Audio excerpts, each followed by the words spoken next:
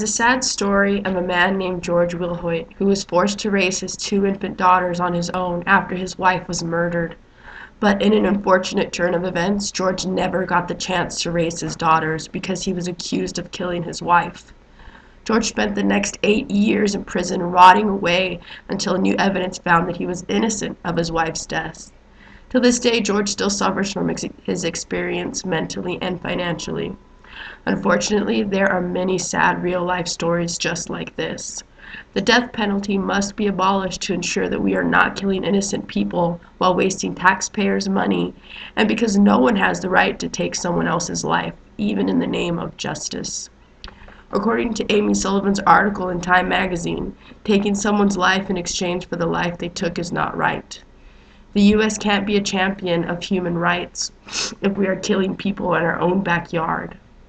Not only is there no closure for the victim's family, sometimes the lengthy process may keep wounds open for longer. There is a high cost of the practice of enforcing the death penalty.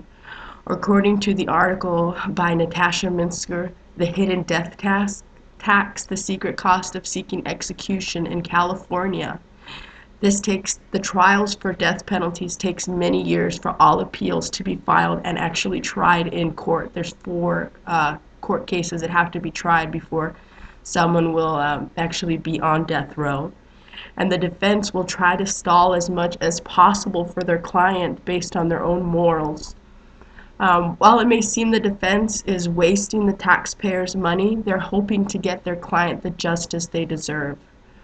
Many of the things that you may find with enforcing the death penalty is that there are a lot of people that are on death row that shouldn't be on death row.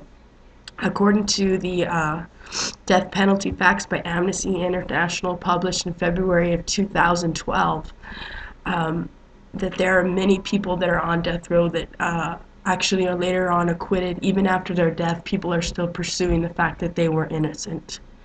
Also, many judges go up for elections, and depending on their stance on death penalty, they may use it as a ploy by them to try to win over certain delegates of the voting population. Also, racial disparity contributes to those that are on death row. Many times, if the victim was white and the offender or the accused was black, they will push for the death penalty. Also, there have been times when the death penalty was only pushed because the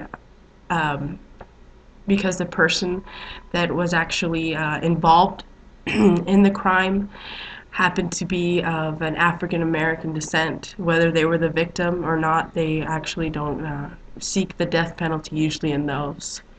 The death penalty should be abolished as an inhumane and archaic punishment that no longer fits in with our modern civilization. As America, we need to move forward and realize that this killing just shouldn't go on anymore. According to James Gray on his essay Facing Facts on the Death Penalty, it's actually cheaper to have someone put on life in prison sentence than actually have them on death row.